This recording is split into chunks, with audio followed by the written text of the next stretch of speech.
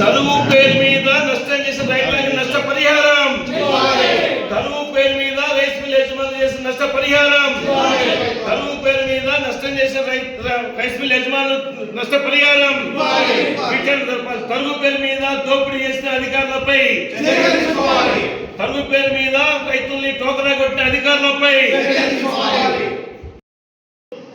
రైతాంగానికి నష్టం చేసే విధానాలు ఏ విధంగా అమలు చేస్తూ లక్షల రూపాయలు రైతాంగానికి నష్టం చేసే తరుగు పేరు పైన చేసే టోకరాని మేము దరఖాస్తు జిల్లా స్థాయి అధికారుల నుంచి కింది స్థాయి అధికారుల వరకు కూడా అనేక దఫాలుగా దరఖాస్తులు చేశాం.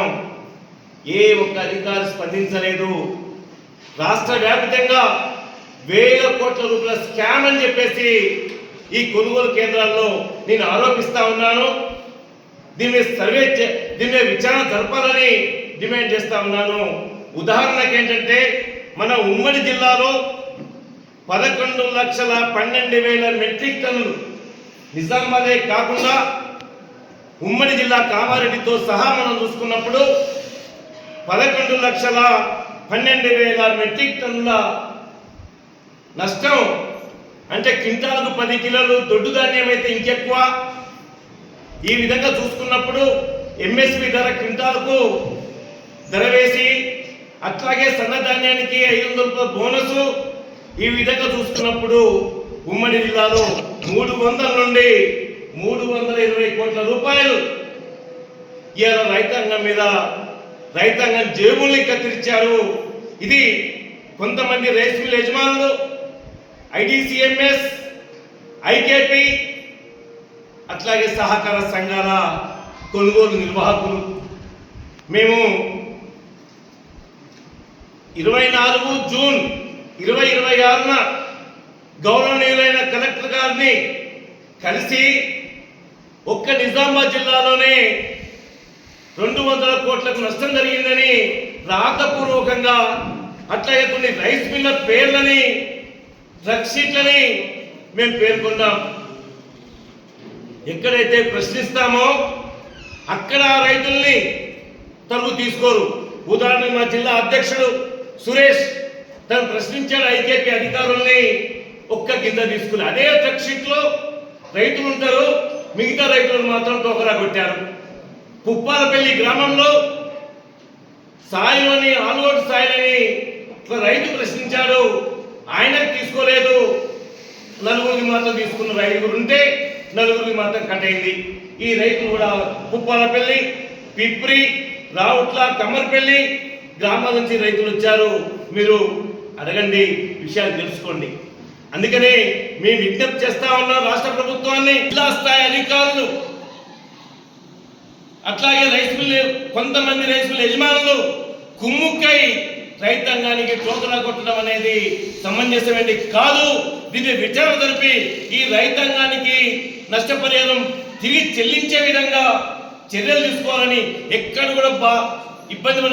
ఇవాళ ఏదైతే సివిల్ సప్లై అధికారుల దగ్గర ఉన్నాయి, సివిల్ సప్లై అధికారుల దగ్గర ఏ సొసైటీ పరిధిలో ఏ లారీ ఏ రైతులు ఎన్ని క్వింటాలు పంపించారో, ఎన్ని దానికి కట్ అయింది అని తరుగు కింద ఎంత తీసేశారు అని చెప్పేసి క్లియర్గా రికార్డులో ఉన్నాయి.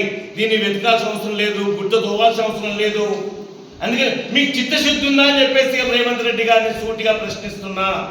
రైతుల పక్షాన ఉన్నవా రైస్ మిల్ యజమానులకు, అట్లాగే రైతుల్ని మోసం చేస్తే అధికారుల పక్షాన ఉన్నవా అని అడుగుతా ఉన్నా నేను. అందుకని మిత్రులారా, దయచేసి మీరు కూడా రైతు కుటుంబాల నుంచి వచ్చిన వారు కాబట్టి రైతుల పక్షాన్ని ఇప్పటి వరకు నిలబడ్డారు. ఈ విషయాన్ని కూడా కొద్దిగా ప్రముఖంగా ప్రభుత్వం దృష్టికి వచ్చే విధంగా చేయాలని చెప్పేసి నేను కోరుతా ఉన్నాను. అదే నేపథ్యంలో ఇప్పటికీ ఏదైతే ఎలినోవా ప్రభావం వల్ల ఇప్పటికే దాదాపు 30% వర్షాలు కూడా కురవలేదు.